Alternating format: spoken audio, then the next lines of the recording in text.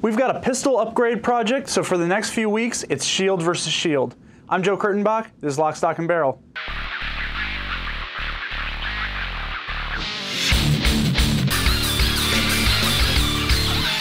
The Smith & Wesson M&P Shield is a subcompact, single-stack, semi-automatic personal defense firearm that really needs no further introduction. It's been so successful in the American market that the line has grown from just a couple models in 9mm Luger and 40 Smith & Wesson into a very fleshed out line, including some very high-end performance center models with a few extra features and upgrades. So what I wanted to do was take a look at one of those performance center models and a base model shield that I've had really since the product launched, and see if I could do a few easy upgrades to improve the performance of the base model shield up to or exceeding the performance of that performance center shield.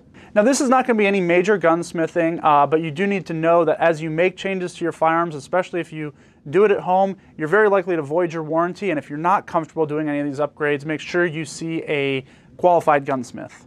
The first thing I want to talk about is how these two guns are the same, and the most obvious is the chambering. These are both going to be 9mm Luger models. It just seems right to keep that caliber, that chambering, the same across the board. As well, they're both going to share that polymer frame. That's similar on both the Performance Center and the base model shields. The slides are very similar, but there is a small difference that we'll talk about. And as well, the controls are all in the same place. They both have 3.1-inch barrels, but again, there's going to be a small difference that we'll talk about here in a second. So overall, these pistols in dimensions are pretty much identical. It's just a few features that are going to be a little bit different on the Performance Center. So now we'll talk about those.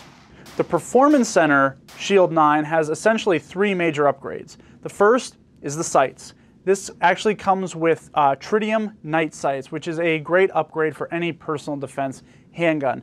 Now there are Performance Center models with fiber optic sights, but the ones I chose for this project has those great personal defense night sights. The next upgrade comes in the trigger. It's what Smith & Wesson calls just an enhanced trigger, but what I found is that it's actually a little bit of a smoother pull. The pull weights are about the same on both guns. It's right about 6.5 pounds. But the pull is a little bit smoother on the Performance Center gun, and as well, the reset is shorter. The final difference is the porting. These Performance Center shields have ported barrels and slides. And so what that does is as the bullet travels down the barrel and the gases are following it, some of those gases are siphoned vertically or almost vertically out of the barrel and out of the slide. So what does this do? It actually helps keep the barrel pointed down or level during recoil, which makes getting on target for follow-on shots a little bit easier, and it also kind of takes away some of that recoil impulse that you might feel. So the real benefit of having that ported barrel and slide is to improve shootability, basically staying on target through recoil, getting those follow-on shots downrange. Although the cutouts in the slide, they do look pretty cool too, so there is an aesthetic bonus as well. So with these enhancements in mind, my goal is to take the base model and apply some upgrades that will improve the sights, the trigger, and the shootability of the gun, the overall shootability of that package.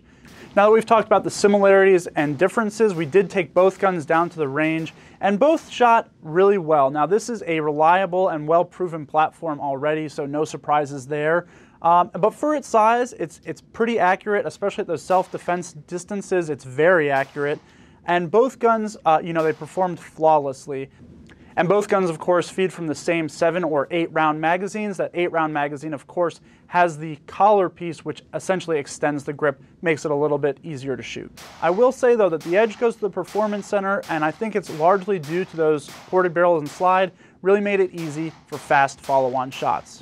So over the next few weeks, I'll be applying a few simple upgrades to the base model shield with the goal of meeting or exceeding the improved performance of that Smith & Wesson Performance Center shield. So I hope you stay tuned and follow us at AmericanRifleman.org as we move through this project.